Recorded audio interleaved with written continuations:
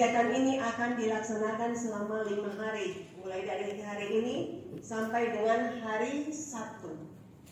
Sampai dengan hari Sabtu 11 November.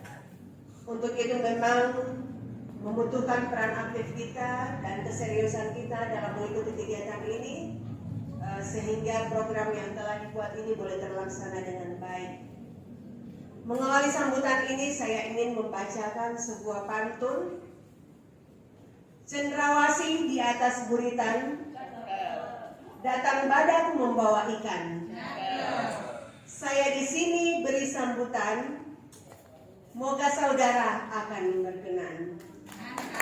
Jadi, Bapak Ibu yang saya hormati, saya juga menyampaikan informasi bahwa Bapak Pelaksana Tugas Kepala Dinas Pendidikan dan Kebudayaan Kota Jayapura sementara kegiatan mendampingi Bapak PJ Wali Kota Jayapura di Boston, Amerika Serikat untuk 4 orang mahasiswa kita Portnompa yang melaksanakan kuliah di sana di akhir semester.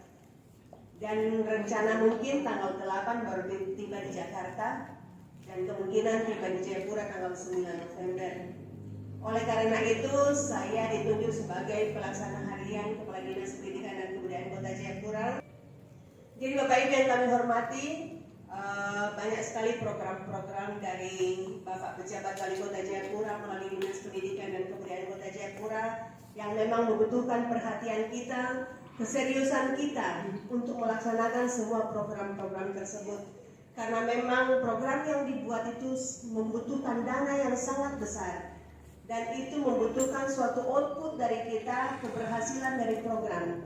Jadi kita mengikuti kegiatan ini, kita tidak hanya asal ikut kegiatan, tetapi kegiatan yang telah kita lakukan betul-betul bisa kita implementasikan, kita bisa diseminasikan kepada rekan-rekan kita, guru-guru lain yang orang dari satu sekolah, dengan harapan bahwa yang hadir bisa secara langsung mempengaruhi terciptanya suatu bentuk kesusastraan.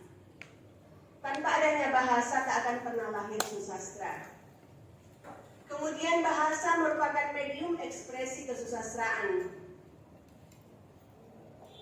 Memang nanti untuk materi detailnya pasti akan disampaikan oleh narasumber-narasumber kita dari Balai Bahasa. Tetapi pada saat ini izinkan saya menyentil sedikit. Di dalam Undang-Undang Republik Indonesia mengakui keberadaan 2 ragam bahasa, yaitu bahasa Indonesia dan bahasa daerah. Bahasa Indonesia merupakan bahasa resmi nasional yang digunakan di seluruh wilayah NKRI. Adapun bahasa daerah adalah bahasa lokal yang digunakan secara turun-temurun oleh warga negara Indonesia di daerah-daerah termasuk di kota Portnompa yang kita cintai ini. Bapak Ibu yang saya hormati, tidak banyak yang ingin saya sampaikan di siang hari ini. Kami menyampaikan terima kasih kepada Bapak Ibu narasumber yang sudah berkenan hadir dan memberikan informasi buat Bapak Ibu guru kami di Kota Jayapura. Dan juga kami berharap Bapak Ibu mengikuti kegiatan ini dengan baik selama 5 hari. Kiranya Tuhan Yang Maha Kuasa memberkati kita semua. Karena tadi saya mengawali dengan dengan pantun. Berarti saya akhiri juga dengan pantun. Sungguh indah Pulau Jawa, Singapura kotanya rapi. Semoga bermanfaat untuk semua. Saya undur, terima kasih. Dengan memanjatkan puji dan syukur kehadirat Tuhan Yang Maha Kuasa dan seizin kita semua, mari kita berdiri.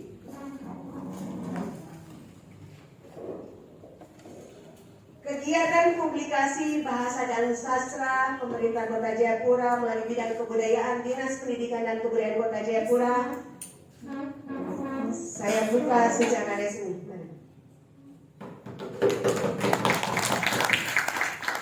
Sekian dan terima kasih. Tuhan memberkati kita semua. Assalamualaikum warahmatullahi wabarakatuh. Bersama dengan DPRD Kota sudah ada di Biro Hukum Pemprov Papua, tinggal penomoran, lalu berharap perda itu bisa dieksekusi tahun depan. Kenapa kami paksa barang ini harus jadi? Bapak Ibu yang punya anak kuliah di Jawa Barat misalnya, ada mata pelajaran bahasa Sunda, dipaksa harus mengajar anak-anak yang dari Papua pergi harus ada pelajaran bahasa Sunda. Kenapa kita tidak bisa bikin seperti itu? Di tanah ini yang punya bahasa daerah 420 bahasa daerah terbanyak di Republik ini. Jogja bisa bikin begitu, Bali bisa bikin begitu, Medan bisa bikin begitu. Kenapa Bapak Ibu yang orang pendatang yang lama di sini, apakah menguasai bahasa salah satu bahasa di Pertumbai? Saya rasa pasti tidak ada. Mungkin selamat pagi, mungkin hanya itu tahu itu sedikit. Tapi pengucapan dan seterusnya tidak. Karena itu tidak diajarkan. Nah, regulasi itu memaksa kita dalam tanda petik untuk belajar bahasa daerah di tanah ini supaya tidak punah atau tidak hilang. Ada pelajaran bahasa SKO yang diajarkan langsung oleh Bapak Leonard Membilong. Kemarin kami sudah dengan Ibu Ina Levan dari Unjen, kami buat BIMTEK untuk kita menyusun silabus dan RPP, itu sudah kami buat. Dan selama ini yang diajarkan oleh Bapak Leo itu seputar tentang salam selamat pagi, terus cara panggilan ke orang tua, terus dengan makan begitu semua, intinya yang berkaitan dengan kehidupan sehari-hari gitu. Cuman kalau boleh mungkin dibuat seperti tadi saya lihat di situ ada kamus, jadi di situ memang anak-anak belajar, tetapi artinya kalau ada kamus kan mereka bisa pergunakan untuk maksudnya kamus yang singkat-singkat saja, artinya mereka bisa belajar dan kami juga mungkin guru bisa belajar. Ya, kadang juga kami dengan Bapak Leo kami suka tanya, Bapak kalau selamat pagi itu apa? Jadi secara tidak langsung kami juga sering bertanya kepada Bapak gitu. Jadi mungkin kalau untuk saya mungkin ada kamus kecil yang singkat saja untuk tentang maknya untuk keseharian anak-anak. Jadi mereka di samping mereka dapat pelajaran, tetapi mungkin mereka di rumah juga bisa sambil duduk nonton atau itu mereka bisa buka-buka untuk lebih memperdalam lagi seperti itu Bapak. Itu dari kami. Tiap hari apa Ibu ada pelajaran? Senin dengan Kamis Bapak. Kamis. Iya, Senin dengan Kamis itu Bapak Leo yang mengajarkan langsung. Yang bayar beliau? Dari sekolah. Dari sekolah, dari bos? Tidak, dari Mama Rolo, dari yayasan. Terima kasih. Mari kita dengar aplaus. Oh ya, silakan saja Ibu. Untuk artinya ada implementasi untuk pengajaran bahasa. Terus terang ketika mendengar ini Pak Aron tadi secara pribadi dari asli Port Mumbai, jadi miris juga karena memang apa yang tadi sudah disampaikan itu fakta bahwa saya sendiri juga merasa bahwa saya berangkat dari kampung, tapi pergaulan keseharian saya bukan ada di kampung. Jadi dari kecil dari AB pindah di Koya Barat sampai dengan sekarang. Jadi komunitas saya keseharian dalam berbahasa itu bermacam-macam campur. Bahkan yang tadi Bapak bilang, karena saya mungkin di sana daerah transmigrasi, bahasa Jawa yang mungkin sedikit-sedikit daripada saya punya bahasa sendiri. Jadi sekedar mendengar, tetapi untuk berbicara itu sedikit kesulitan. Iya, karena memang tadi dari pergaulan dan tempat tinggal itu memang bukan komunitas di kampung ya, jadi sulit untuk bisa berbahasa dengan baik dan benar. Memang kerinduan untuk bisa berbahasa, kebetulan waktu beberapa tahun lalu anak-anak dilombakan dalam lomba pidato dan bercerita itu. Salah satu kerja keras untuk saya juga, karena saya anak juga ada ikut, kebetulan dia dari SMP Penerapan Koya Barat.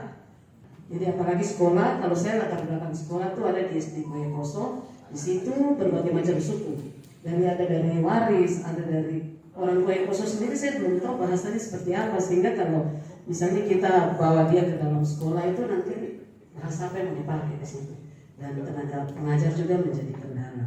Sehingga ya mungkin dalam momen ini kalau misalnya bapak-bapak pengambil kebijakan di dinas pendidikan ada hadir, sebenarnya ini suara guru juga bisa harus diperhatikan, sehingga kami ada di mana. Sekolah kami, satuan pendidikan itu bahasa apa yang kami harus pakai di situ, sehingga kami juga bisa berusaha untuk mencari guru untuk bisa mengajar, walaupun mungkin guru tidak memiliki sertifikat guru, tetapi dia berasal dari kampung yang benar menguasai bahasa. Bisa berbahasa Arab karena lingkungan, yaitu Barta. Apalagi kita hidup di zaman yang serba teknologi itu, main pencet sana pencet sini, barang semua jadi. Terkait dengan itu bahan ajar ada sisinya, nanti kita kasih tahu bahan ajar. Kami juga sudah membantu beberapa dinas pendidikan di Papua Barat menyusun bahan ajar. Kita mulai dari hal yang sederhana, nanti saya kasih tahu, gampang. Selanjutnya masih ada lagi mau curhat kah atau berbagi? Nanti karena memang ya penuturnya memang sangat sedikit, itu logis Pak, gitu. Tapi kalau di Sentani kayak kurang masuk di logika saya gitu Pak. Mungkin nanti perlu penjelasan yang lebih Pak begitu. Nah kemudian yang ketiga, yang terakhir, kan bahasa ini dia sangat berkaitan erat dengan budaya Pak, itu Pak ya. Jadi kalau boleh saya usul saja Pak. Nanti di materi-materinya itu dia jangan kaku pada hanya terjemahan bahasa, tetapi supaya kami yang dari luar tahu nanti bahasa budaya etnis Onumbai. Kalau saya memang karena sudah sejak SD sampai perguruan tinggi memang sudah di sini, jadi ya sudah banyak tahu, termasuk beliau yang tadi. Gunakan bahasa Indonesia. Saya tanya, kenapa tidak menggunakan bahasa Sentani? Lebih gampang pakai bahasa Indonesia. Kenapa? Ya sudah, orang tua tidak mengajarkan kami. Nah, itu yang masuk kategori terancam punah Bapak. Kami survei hanya tidak ada kawin campur juga, maka terjadi pergeseran itu. Semua anak yang kami tanya lebih suka pakai bahasa Indonesia. Nah, itu yang kami boleh katakan hasil riset kami mengatakan bahwa bahasa Sentani yang ada di pinggiran kota Jayapura ini terancam punah, sehingga perlu segera dibuat regulasi untuk melindungi supaya bahasa daerah ini tidak punah. Nah, Bapak pikir ya, bukan berarti di Sentani kami juga ada punya program revitalisasi bahasa Sentani saat ini. Itu juga susah Pak. Penutur bahasa Sentani itu kita harus ambil di kampung-kampung. Kalau kampung-kampung di pinggir danau yang dekat dilewati transportasi umum dari Waena sampai di itu, misalnya di Neta, orang tidak susah lagi berbahasa Sentani. Itu di pinggiran danau. Kalau mungkin di tengah danau sedikit, atau mungkin ambil di tengah-tengahnya, itu masih bisa. Tapi kalau yang di pinggiran danau yang dilewati mobil tiap hari, itu kami terus mendata, hanya orang tua-tua saja bisa bahasa Sentani. Bahasa daerah seperti itu Pak. Jadi mungkin artinya usulan saja ya, untuk pelestarian bahasa daerah. Jadi membuat suatu perguruan tinggi yang dikelola oleh Pemda seperti itu. Terima kasih. Baik, tadi itu ada perguruan tinggi bahasa daerah kalau tidak salah yang diluncurkan oleh masyarakat adat beberapa tahun lalu. Kalau tidak salah ya, saya tidak tahu itu berjalan atau tidak. Tapi untuk sementara memang kita dalam regulasi itu kami ada bekerja sama dengan perguruan tinggi di Papua. Jadi memang kalau harusnya ada program studi pendidikan bahasa daerah lebih pas, tapi belum ada di sini. Kita belum ada di sini. Kalau di Jawa barangkali, kalau di kita di Papua belum ada. Tapi bahwa untuk kerjasamanya dalam regulasi untuk penyusunan bahan ajar, kita debatkan juga dari lembaga perguruan tinggi dengan pemerintah daerah. Memang juga agak sulit kita mendapat perguruan tinggi yang spesifik khusus untuk bahasa daerah. Itu agak susah Pak, kalau di Jawa barangkali ya ada, tapi kita di Papua sulit. Tetapi di dalam regulasi itu kita akomodir bahwa harus bekerja sama dengan berbagai perguruan tinggi untuk bagaimana menyusun atau menyiapkan dan bekerja sama dalam menyusun bahan ajar ke depan. Itu Pak. Saya dari SD PKB Ebenezer Argapura, mayoritas kayak pulau. Terus tahun 2021 itu saya sudah meminta salah satu pemuda dari kampung untuk mengajarkan bahasa. Terus dia bilang untuk kelas rendah saya belum bisa memberikan bahasa yang lebih berat. Jadi dia buat dalam bentuk diktat, sama kayak yang tadi Bapak buat. Saya kemarin dapat undangan, saya rencana mau bawa, tapi tadi pagi saya lupa. Pas saya lihat, kebetulan di sekolah kami sudah, tapi untuk kelanjutannya, kakak tersebut dia dipilih sebagai kepala kampung. Jadi untuk mencari guru baru lagi memang kami sangat kesulitan. Itu saja yang bisa saya bagikan. Terima kasih. Baik Ibu, sekali lagi ini gambar kami tidak ada dari internet.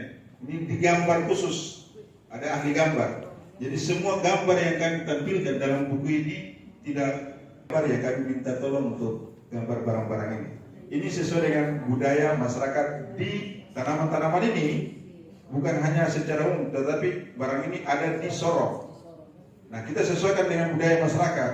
Kalau barang ini tidak ada di Port Numbai atau di Yoka atau di Waena atau di Sko, itu tidak bisa kasih masuk karena barang itu tidak ada. Ya, misalnya rica, kalau memang ada di Sko kita kasih masuk, atau ada di ayo contoh, ya. Nah ini barang-barang ini, jadi yang anak-anak muda tangkap dan lihat di depan biji mata saja, supaya memudahkan Bapak Ibu yang mengajar, karena dorong tiap hari akan berhadapan dengan barang-barang ini di alam. Ya, misalnya sagu. Jadi gambar-gambar ini semua gambar memang kami ada ahli khusus ya. Kami minta tolong untuk gambar barang-barang ini. Memberikan pemahaman atau wawasan kepada para peserta agar mereka memahami bahwa kondisi bahasa-bahasa asli Port Numbai saat ini terancam punah. Itu sehingga mereka dapat memahami, mengetahui untuk bagaimana melestarikan bahasa-bahasa Port Numbai ini khususnya dalam bidang pendidikan. Untuk di Papua sendiri berapa bahasa yang aman? Kita di Papua ini menurut data kami dari Badan Bahasa ada 424 bahasa daerah. Nah sebenarnya yang paling aman terbesar paling ada dua ya, yaitu dengan jumlah penuturnya terbesar itu bahasa Medan, bahasa Dani. Nah itu yang terbesar. Nah selain itu di bawahnya semua di bawah penutur 1000 dan kami khawatir ke depan ini banyak bahasa daerah di tanah Papua yang akan banyak punah, walaupun dalam undang-undang sudah dijelaskan, tetapi turunannya terkait dengan Perdasus belum dilaksanakan, sehingga kekhawatiran kami kalau tidak ada regulasi yang mengenai bahasa-bahasa daerah di tanah Papua, ya ini akan terancam punah karena ini juga identitas kalau tidak itu orang Papua punya bahasa daerah, nah ini akan punah. Itu. Seperti apa ini kan melibatkan guru-guru, tapi juga nanti ada beberapa adat Itu kami berharap ada penutur dari 10 kampung yang agar memberikan pemahaman juga kepada masyarakat di kampung-kampung khususnya di Port Numbai bahwa bahasa mereka ini terancam punah. Oleh karena itu kita mari dulu bersama-sama berdiskusi agar mencari solusi dan strategi yang terbaik untuk menjaga agar bahasa-bahasa kita di Port Numbai ini tidak punah atau hilang nanti di kemudian hari, karena secara ilmu itu prediksi kami sekitar 10 tahun ke depan akan mengalami kepunahan. Nah kalau kita tidak dilindungi sekarang ini akan punah dan yang kehilangan orang yang punya bahasa sendiri. Itu supaya tidak hilang. Nah, kami coba mendorong bekerjasama dengan DPRD Kota Jayapura menyusun regulasi tentang pengembangan, pembinaan dan pelindungan bahasa di Port Numbai. Sehingga kita dorong regulasi ini hadir, lalu kita dorong untuk dijadikan muatan lokal di sekolah-sekolah yang ada di Port Numbai sesuai dengan zonasinya. Bagaimana kalau kita boleh mengulik penyebab dari sudah krisis sekali bahasa daerah di Port Numbai? Ya, pertama itu karena faktor orang tua. Orang tua tidak mengajarkan bahasa daerahnya kepada anak-anaknya. Itu hal pertama. Lalu kedua, kawin campur. Ini yang menyebabkan sehingga bahasa daerah terancam punah. Lalu yang ketiga, bahasa ini menjadi bahasa minoritas. Lalu komposisi penduduk dan transformasi budaya luar yang masuk. Ya, ada percampuran budaya di sini.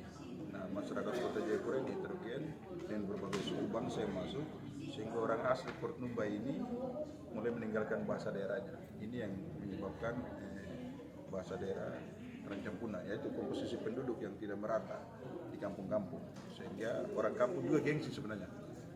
Hampir semua kampung-kampung, 14 kampung di kota ini, kami ketika turun ambil data wawancara dengan masyarakat, mereka gengsi sebenarnya menggunakan bahasa daerah. Ini kita sayangkan, sehingga perlu ada payung hukum untuk perlindungan bahasa daerah di Port Numbai supaya tidak punah atau hilang. Dari para pakar linguistik ya, mengelompokkan kalau kita mau melihat vitalitas atau daya hidup bahasa, ada 6 kategori. Yang pertama adalah posisinya pada posisi aman, stabil, mengalami kemunduran, terancam punah, kritis, dan yang terakhir adalah punah. Punah bukan berarti masyarakat penutur bahasa itu juga habis, tidak ya. Dikatakan punah adalah sudah tidak ada lagi penerus atau penutur bahasa tersebut, bahasa daerah tersebut menuturkan bahasa daerah. Nah, kalau kita cermati berdasarkan kajian-kajian terdahulu, ada beberapa bahasa daerah di Papua yang sudah masuk dalam kategori punah. Salah satunya adalah bahasa yang hidup berkembang di Provinsi Papua Barat. Di salah satu kabupatennya, yaitu Kabupaten Tengku Nama, ada satu bahasa yang masuk dalam kategori punah, yaitu bahasa Tandian. Masyarakat atau suku Tandian ini masih ada, cuma tidak ada satupun dari masyarakat tersebut yang bisa berbahasa Tandian. Banyak hal yang menyebabkan bahasa Tandian ini punah. Salah satunya adalah tergerusnya oleh bahasa yang dominan di daerah tersebut. Ada 2 bahasa yang dominan di daerah tersebut. Yang pertama adalah bahasa Indonesia atau ragam Melayu Papua. Nah, kalau kita cermati bahasa Indonesia, pembinaan, pengembangan dan pemasyarakatan bahasa Indonesia untuk kita di tanah Papua luar biasa berhasilnya bila dibandingkan dengan pengembangan ataupun pembinaan bahasa Indonesia di luar Pulau Jawa, katakanlah di Jawa. Kalau kita di Papua ini ke daerah-daerah pedalaman, daerah-daerah yang terisolir dengan medan yang cukup berat, kita ketemu dengan siapapun, dengan tete, nenek, bapak, mama, kita bisa berkomunikasi. Tetapi kalau kita ke Jawa, ke kampung-kampung, ketemu dengan mbah-mbah, kita berkomunikasi menggunakan bahasa Indonesia, mereka tidak bisa menjawab. Seandainya pun mereka menjawab, pasti menggunakan bahasa Jawa. Nah, keberadaan bahasa Indonesia di Papua ini luar biasa berhasilnya. Dan di satu sisi, justru menggerus keberadaan bahasa daerah di Papua. Salah satunya tadi, bahasa Tandian yang punah karena tergerus oleh bahasa Indonesia, dan yang kedua tergerus dengan bahasa dominan yang kedua di sana adalah bahasa Wadamen. Nah, kemudian yang ketiga adanya kawin campur tadi yang tadi sudah disampaikan Pak Anto, yang seharusnya dengan keberadaan kita, kebanyakan kita di Papua ini nikah beda suku.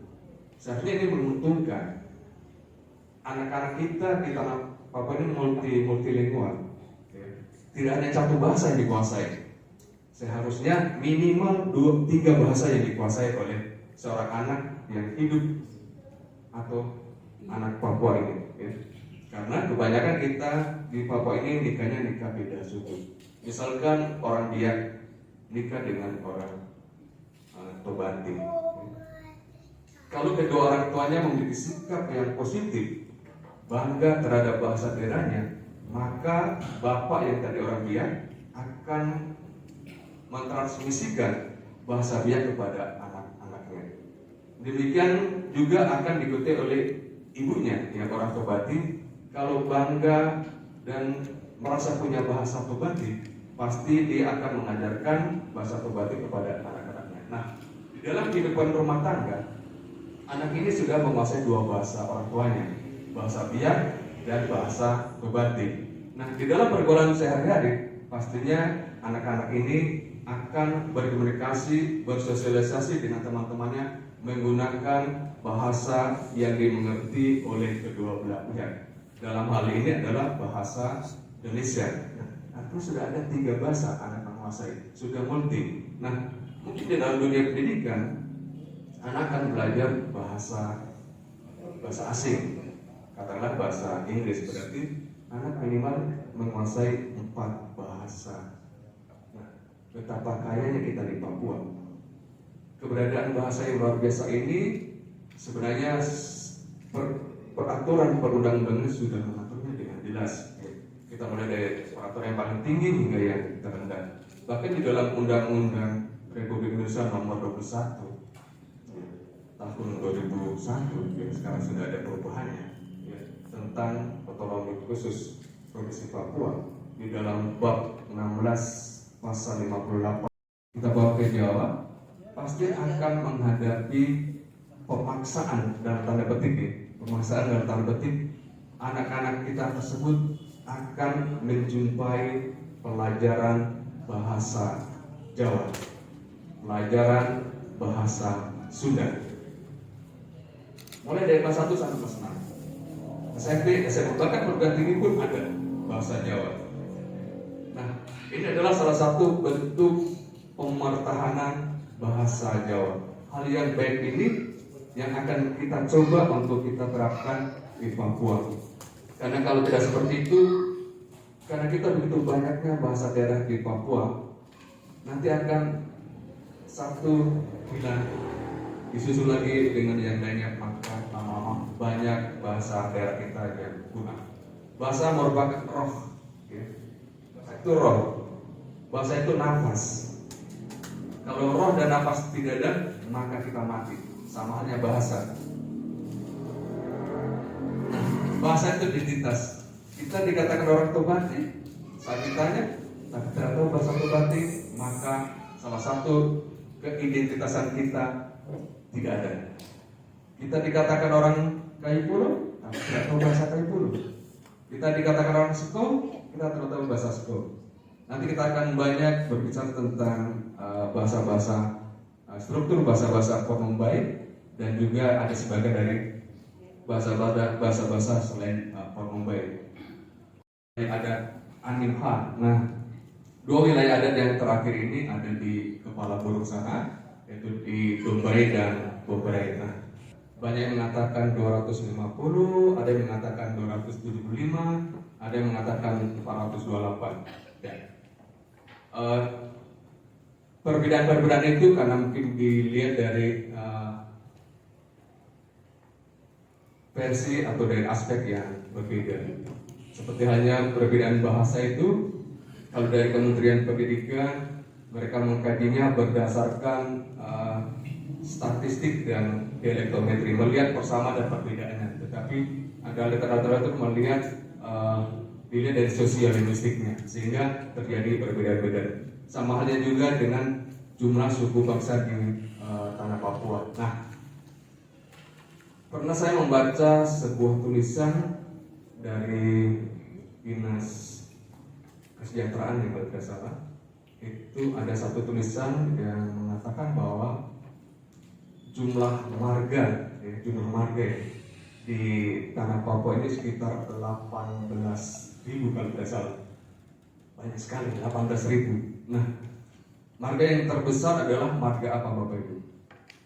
Dari 18.000 ini, ya, marga di tanah Papua, 18.000 sampai kurang lebih 20.000 marga. Marga yang terbesar adalah marga Bapak Ibu ini cuma mengajar saja jadi. Jadi ada tulisan ya, ada buku dulu kalau tidak salah yang menulis yang sekarang penjabat Gubernur Papua Tengah, Ibu Ripka waktu dulu masih jadi kepala dinas. Itu beliau meluncurkan satu buku dan sempat saya baca, sekitar 18.000 marga di Papua, dan marga terbesar adalah marga Kogoya. Marga yang terbesar di Papua, karena marga itu sudah tersebar di mana-mana. Nah, ya kembali lagi betapa kayanya Papua ya. Marganya saya sampai 18. Salah satu pemilik marga ibu baru datang. Marga apa Bu? Iribaran. Sepertinya cukup familiar atau tidak ya marga ini? Iribaran. Dari Fakfak. Dari Patipi ya? Patipi, Onim ke Panim. Ya. Jadi salah satu marga Iribaran. Tapi kalau dilihat dari literatur ada yang tidak mengakui kalau itu salah satu marga di Fakfak. Makanya Ibu agak sedikit kecewa.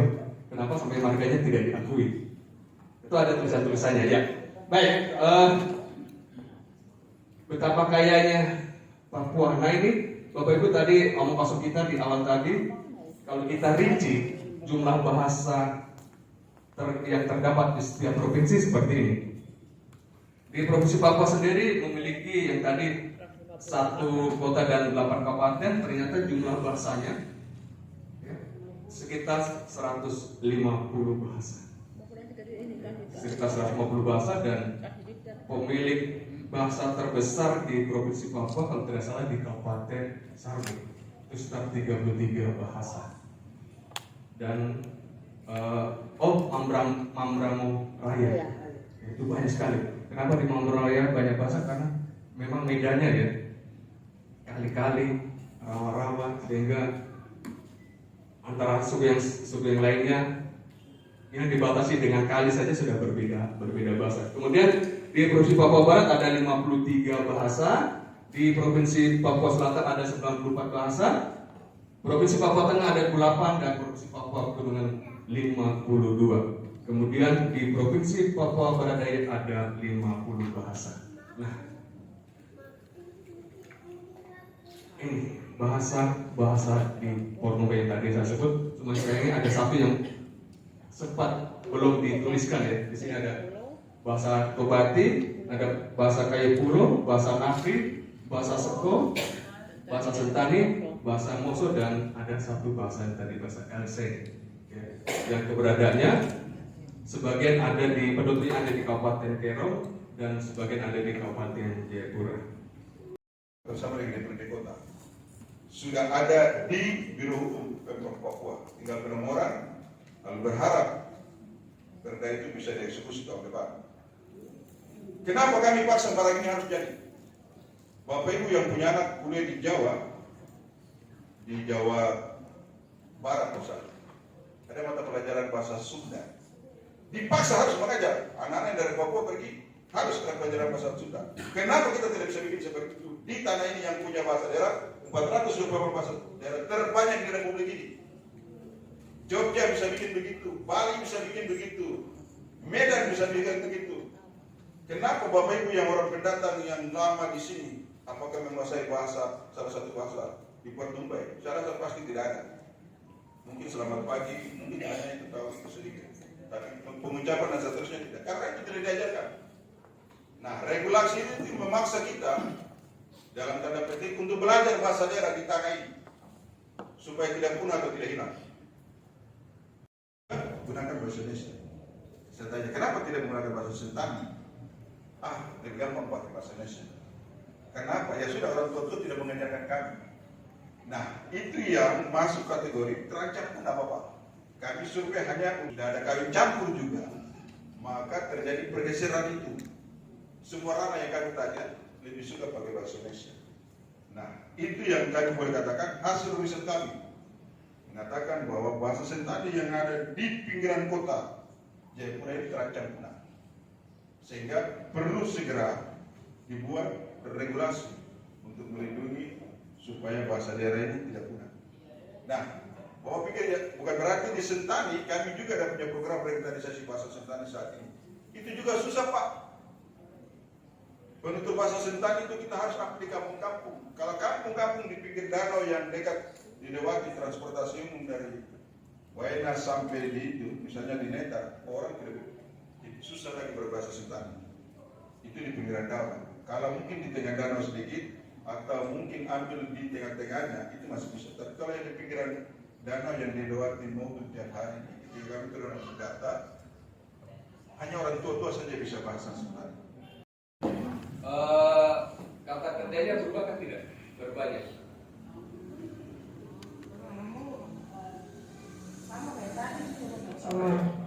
Kalau kamu dengan kita punya bahasa tuh,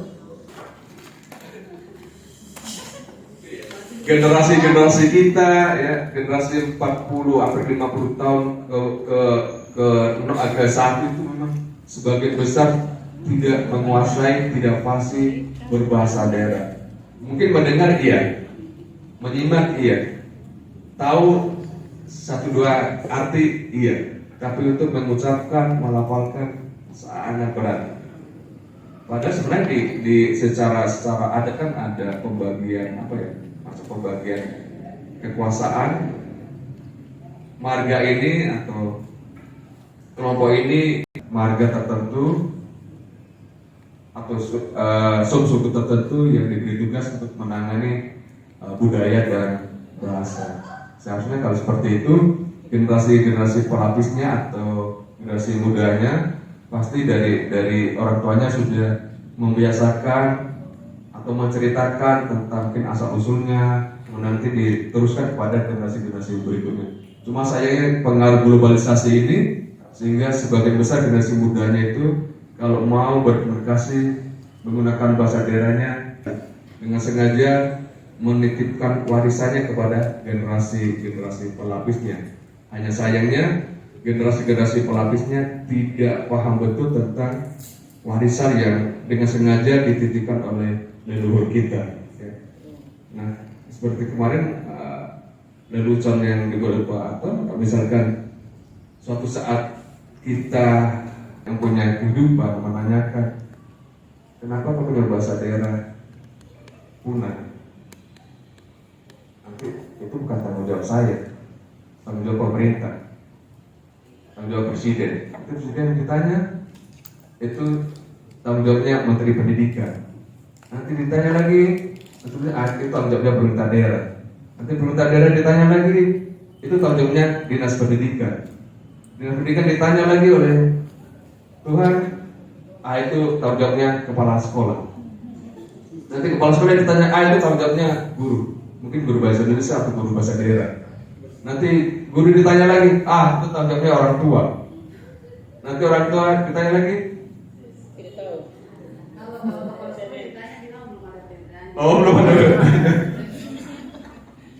Jadi hanya berputar itu saja sehingga tidak ada yang peduli terhadap bahasa daerahnya, makanya bahasa daerahnya hilang atau punah. Ya, baik Bapak Ibu, dari penjelasan beberapa bahasa daerah tadi, pada umumnya atau semuanya tidak terjadi perubahan pada pendidikannya atau kata kerjanya, tapi secara urutan katanya, atau tipologinya ada yang berpola subjek, predikat, objek, dan sebagian besar bahasa daerah Papua berpola urutan katanya subjek, objek. Pendidikan tadi dari bahasa Tanah Merah, bahasa Me itu berpola subjek, objek predikat? Tidak. Tidak ya. Jadi memang. Iya. Kande. Jadi kata kerjanya apa? Kalau makan? Iya, kande. Kande. Kande. Makan Tetap kande ya. Jadi saya makan papeda. Saya makan papeda. kapurung. Kalau papeda itu Kapurung ya. Saya apa bu? Saya. aku. Aku. Saya. Aku kade kapurung. Sulawesi ya, itu kan memang rumpun Astronesia dan sebagian di NTT, sebagian NTB, sebagian Maluku Utara itu rumpun Astronesia sehingga urutan katanya secara tipologi adalah SPO. Kecuali wilayah bahasa-bahasa yang ada di wilayah timur, sebagian besar urutan katanya SOP. Makanya sekali lagi bahasa-bahasa daerah di Papua atau wilayah timur Indonesia ini menjadi ladangnya para peneliti, menjadi ladangnya para akademisi dan pegiat atau pemerhati bahasa. Baik. Izin terakhir dari Ginem ya. Oh ya gini ya. Iya, ada dua ya. Dua kecamatan ya, dua distrik. Ada distrik Kampung Gresi sendiri, distrik Nimborannya sendiri. Maksudnya dari Nimboran. Itu bahasanya lain kalau distrik. Kalau Nimboran bahasa Namblok gitu ya. Iya, Namblok. Ya.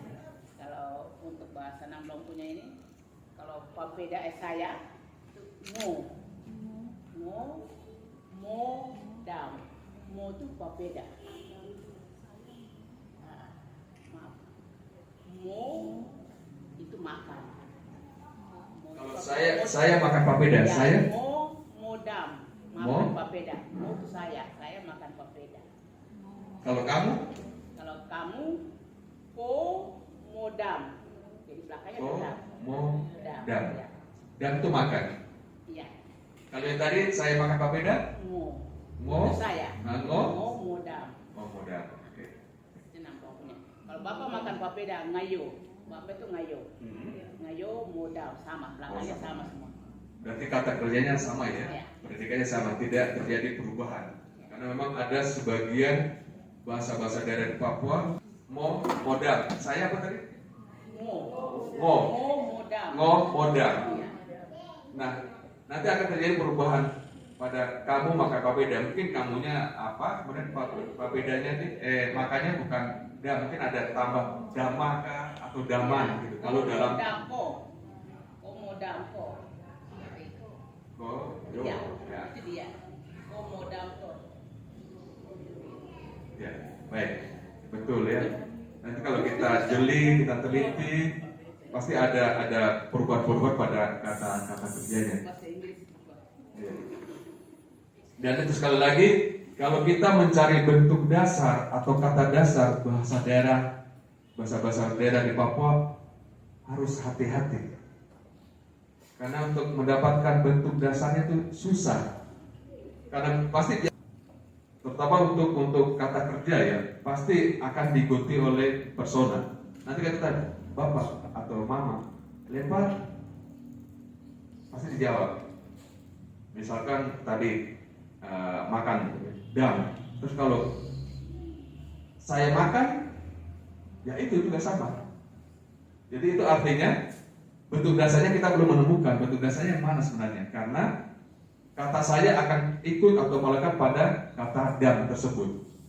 Jadi seorang penyusun kamus atau peneliti memang harus betul-betul bisa membedakan, bisa memberikan penjelasan kepada informan. Yang kami minta adalah bentuk dasarnya, bukan diikuti dengan ini. Apabila misalkan kata ini, kata saya kita hilangkan, bisakah tidak? Hanya dam saja, misalnya itu. Nanti tidak bisa, harus ada saya. Baik, Bapak Ibu, berikutnya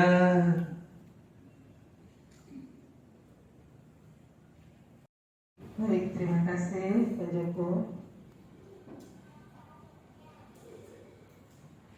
Penyusunan kamus Dwi Bahasa Daerah. Bapak Ibu, atau ada Bapak Ibu yang sudah pernah menyusun kamus di sini? Kita bisa sharing Pak, sama-sama.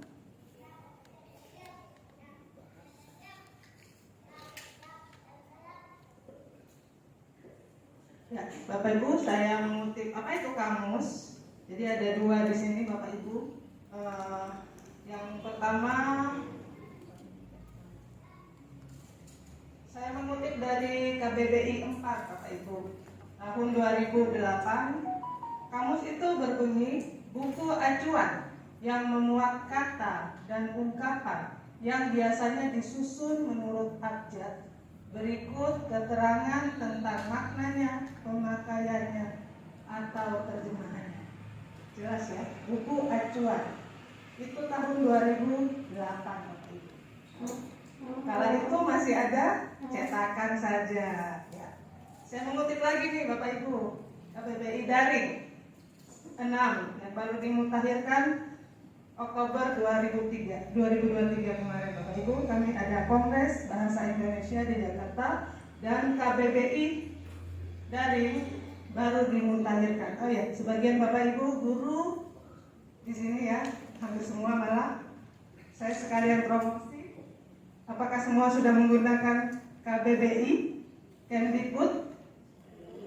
Hah? Yang 5? Ya, sudah dimutakhirkan ya, yang terbaru Bu Agnes, jadi baru dimutakhirkan. Yang lain sudah? Jadi Kemdikbud itu punya produk KBBI, Kamus Umum.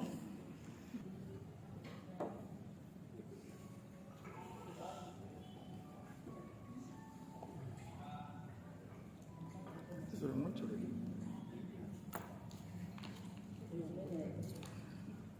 Sudah muncul. Mungkin itu.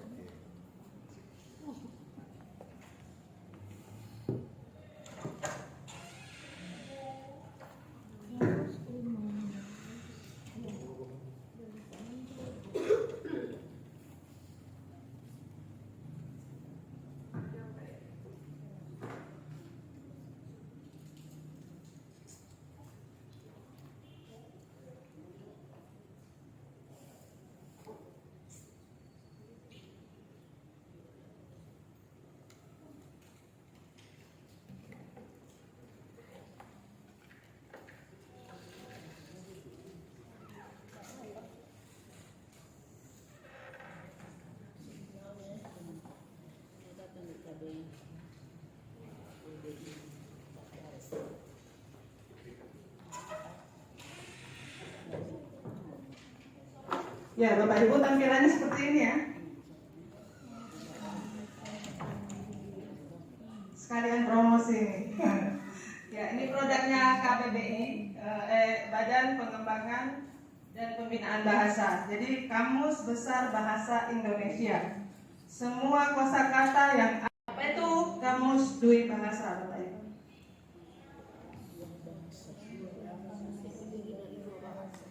Tergantung nanti kita akan sasarannya ke siapa. Bisa misalnya bahasa Tobati, bahasa Indonesia, atau bahasa Indonesia, bahasa Tobati. Jadi seperti yang sudah disampaikan oleh Pak Joko tadi, jika untuk umum yang pelajari ini bisa kita gunakan bahasa Indonesia, bahasa Tobati, atau bahasa Slo, bahasa Indonesia. Agar misalnya kalau mau jadi muatan lokal masuk ke sekolah-sekolah, semua anak yang ada di sekolah itu bisa mencari kata. Jadi dia rujukannya bahasa Indonesia, mencari apa padanannya pada bahasa tersebut. Bahasa menghubungkan kata dari satu bahasa dengan bahasa lainnya yang maknanya sepadan. Jelas ya Bapak Ibu, sepadan. Jadi misalnya kalau kita mau mengartikan misalnya bahasa daerahnya Matoa misalnya, ya harus misalnya bahasa daerah di bahasa daerahnya Ibu apa, bahasa daerahnya Matoa itu apa gitu. Jadi sepadan, jangan diartikan yang mirip oh tidak bisa. Jadi harus yang sepadan. Guna bahasa sumber atau bahasa sasaran. Bahasa sumber yang dimaksud di sini adalah bahasa yang digunakan pada lema kata kepala ya. Misalnya lemanya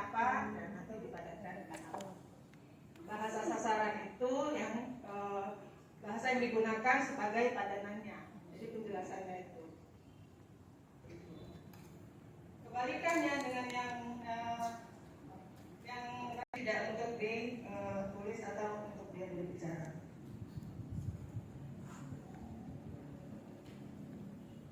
Prosedur penyusunan kamus dwi bahasa. Yang pertama, jelas kita harus tentukan tujuan dan sasaran kamus. Tentukan dulu apa nih, bahasa apa yang kita mau ambil.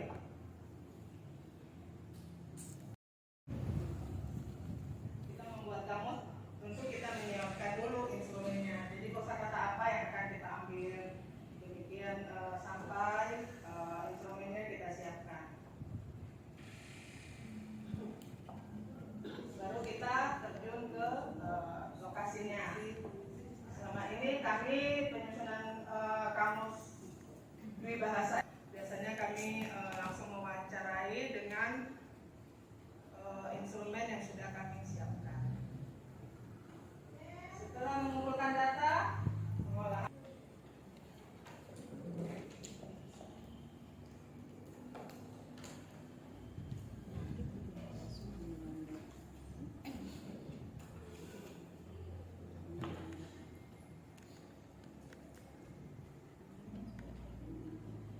Bapak Ibu, biasanya data yang kami peroleh, kami catat di dalam secari kertas seperti itu, kartu data.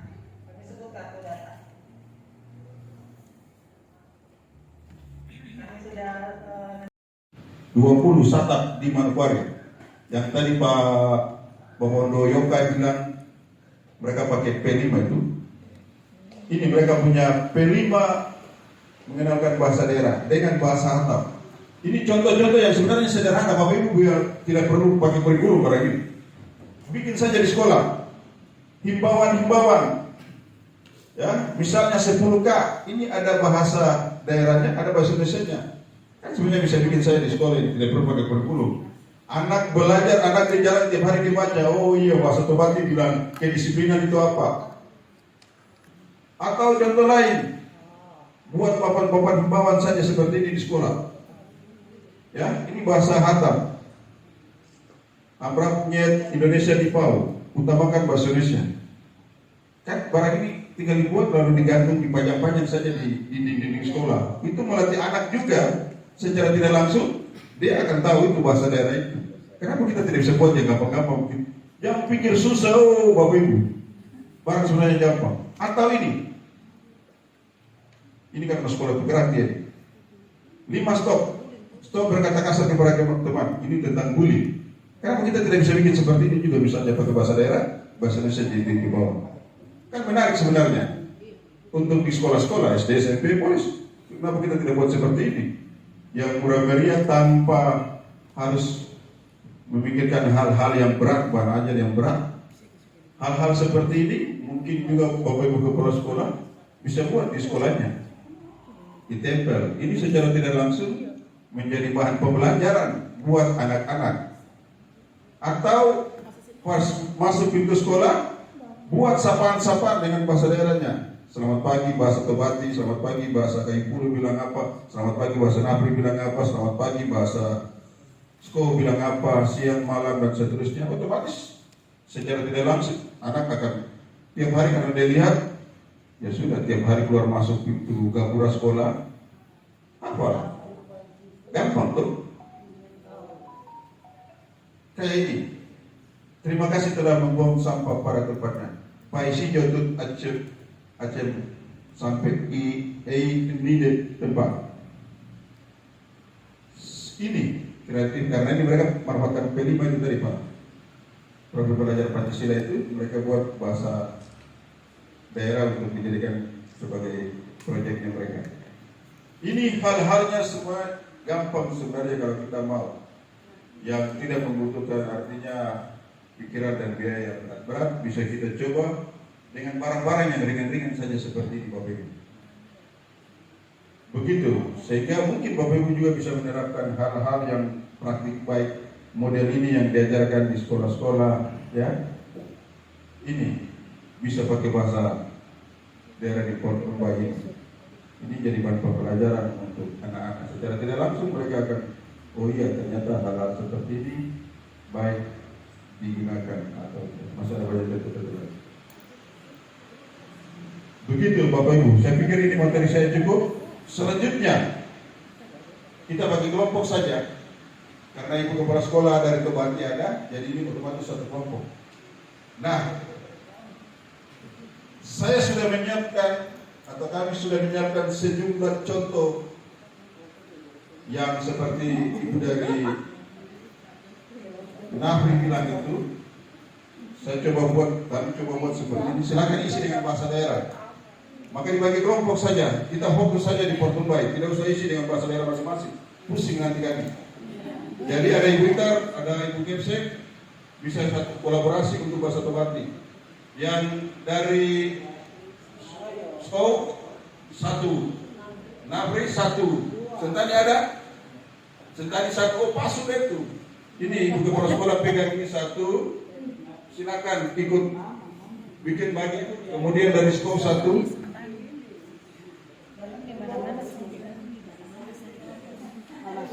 Kemudian dari Sentani, Mama. Sentani, silakan duduk, Mama. Apalagi ada? Nafri.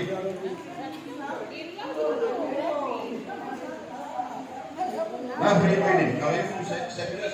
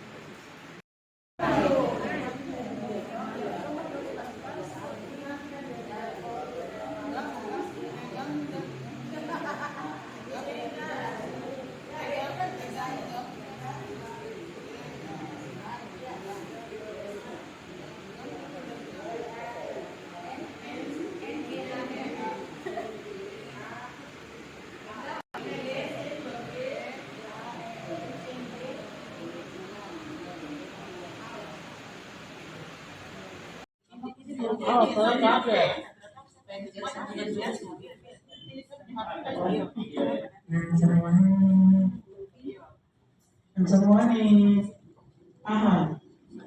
sisi, nih, nasi atau minyak, nih, sisi, sisi, nih nasi petus, ini rumah enggak, nih, rumah Tobanti ya, wanyang rumah Tobanti Syawal.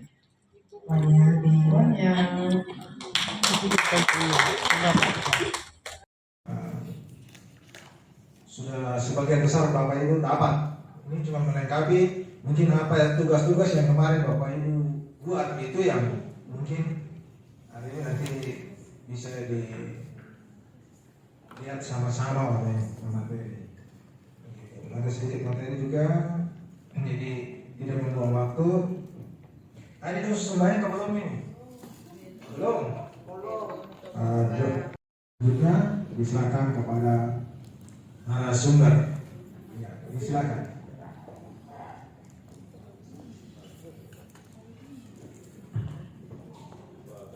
Baik Bapak Ibu, selamat pagi. Salam sehat buat kita semua. Kemarin sudah pada mengerjakan tugas bahan ajar ya, walaupun mungkin masih ada yang belum selesai. Nah, pagi ini kita akan lanjut dengan membuat kamus sederhana. Sudah saya siapkan, Bapak Ibu nanti tinggal menyesuaikan dengan kelompok yang kemarin, yang bahasa Sko, bahasa Tobati, bahasa Sentani, dan bahasa Nafri. Ya, jadi kita menurut panitia harus ada tugas biar Bapak Ibu bisa mengenal cara membuat kamus sederhana. Jadi seperti penjelasan kemarin Bapak Ibu, ada 5 kepala sudah saya tuliskan di sini. 5 kepala, ada juga ini kelas katanya. Nanti Bapak Ibu menyesuaikan dengan padanan dalam bahasa daerahnya. Nanti contoh kalimatnya bahasa Indonesia, dan nanti berikutnya dalam bahasa daerahnya apa, begitu. Jadi kalimat yang sederhana yang dituliskan di sini. Atau kalau misalnya Bapak Ibu merasa di sini kurang terlalu sulit kalimatnya, bisa diubah. Nanti Bapak Ibu dorong menyesuaikan sendiri. Misalnya kata baju di sini saya tulis contohnya berwarna merah. Kira-kira ini susah sekali untuk kalimat dalam bahasa daerahnya. Bapak Ibu dong sesuaikan saja. Jadi bisa diubah. Mungkin baju adik merah atau seperti itu bisa disesuaikan. Yang penjelasan kemarin saya sampaikan, gunakan bahasa yang sederhana mungkin. Jadi bisa dikerjakan dengan baik. Begitu ya Bapak Ibu. Nanti saya bagikan ke kelompok yang kemarin ya.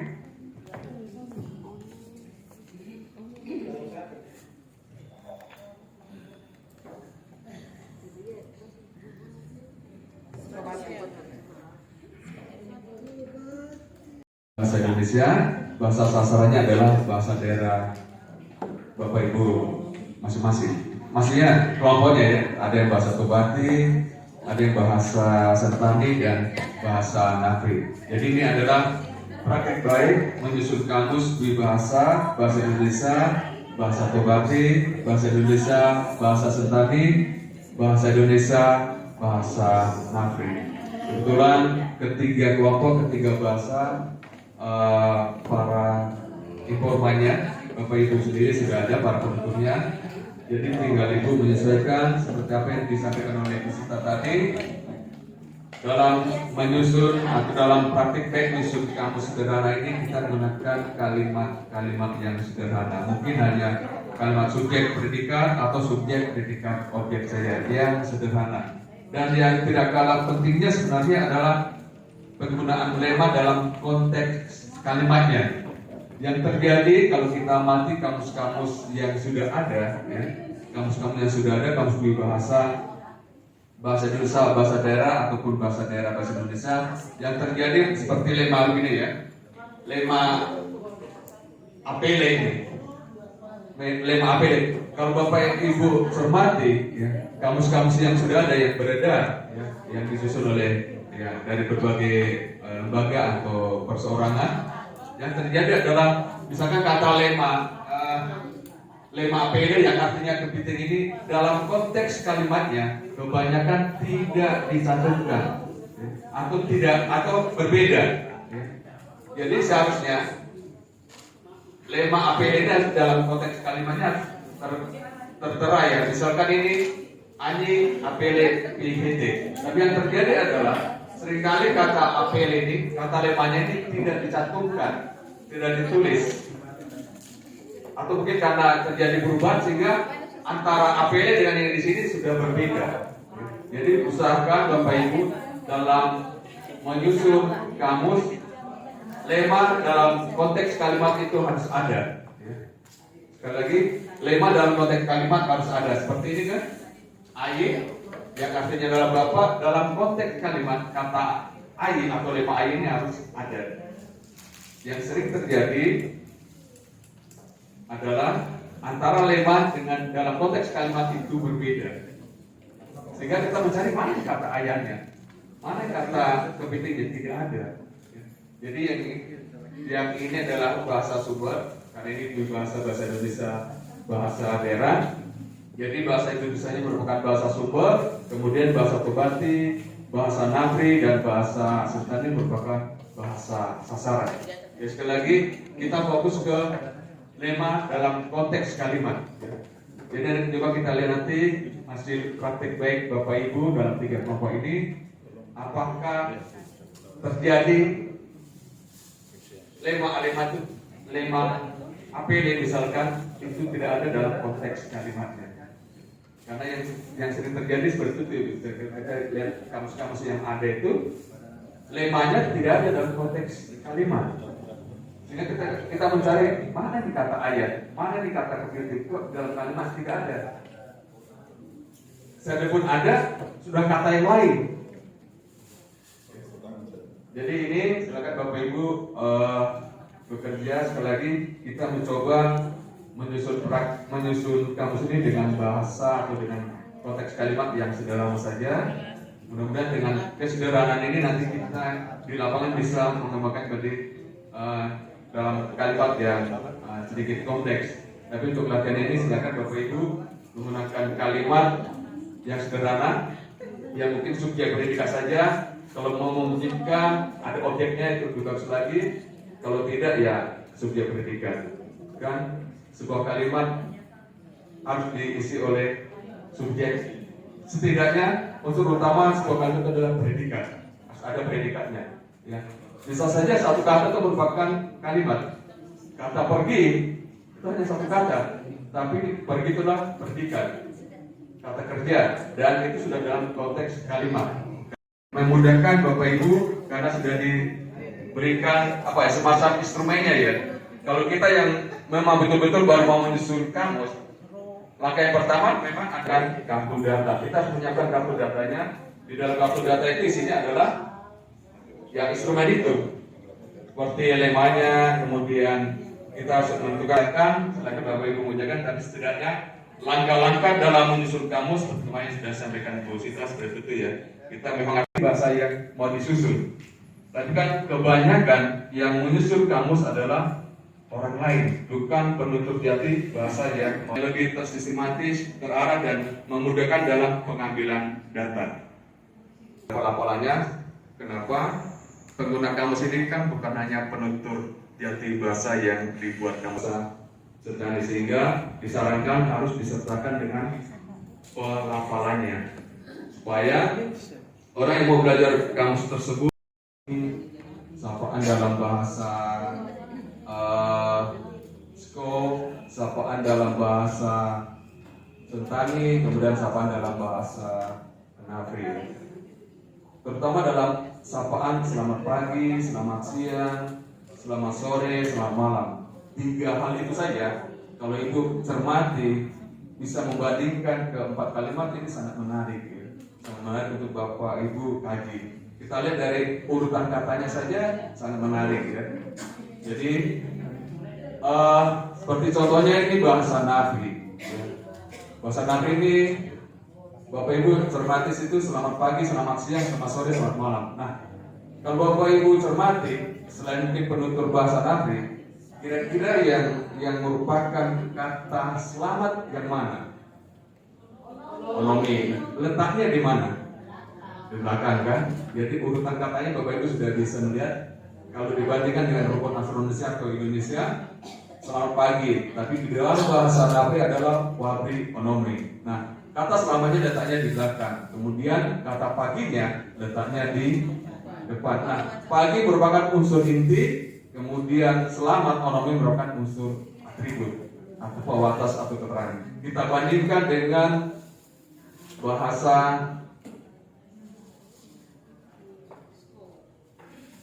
kalau pagi dalam bahasa apa? Wabri ya. Kemudian siang tai. Kemudian sore sue. Malam ne. Oke. Satu dari Nafi lah. Dari Nafi mungkin kita dalam penutup ini. Kita akan mengakhiri seluruh rangkaian kegiatan kita di sepanjang 3 hari. Dan hari ini penutupan. Sebelum kita akan berpisah, kita akan menutup dengan doa. Saya akan memimpin menurut kepercayaan saya, agama Kristen, Bapak Ibu yang beragama Muslim, Hindu dan Buddha dapat menyesuaikan menurut kepercayaannya masing-masing. Kita berdoa. Maha besar Tuhan Allah Bapa di dalam kemuliaan kerajaan surga, Allah yang selalu setia menjaga kami, yang selalu menjadi sahabat setia kami di dalam sepanjang perjalanan kehidupan kami. Kami menaikkan syukur dan berterima kasih kepadamu Tuhan untuk segala kebaikan, kasih sayang dan pertolongan Tuhan yang kami rasakan. Yang mana Tuhan telah bersama-sama dengan kami sepanjang kegiatan kami di tempat ini kurang lebih 3 hari. Kami semua boleh dapat mengikuti kegiatan ini dengan baik. Begitu banyak ilmu yang sangat bermanfaat bagi kami sebagai kepala sekolah dan guru, yang ketika kami pulang dapat kami implementasi di sekolah kami masing-masing.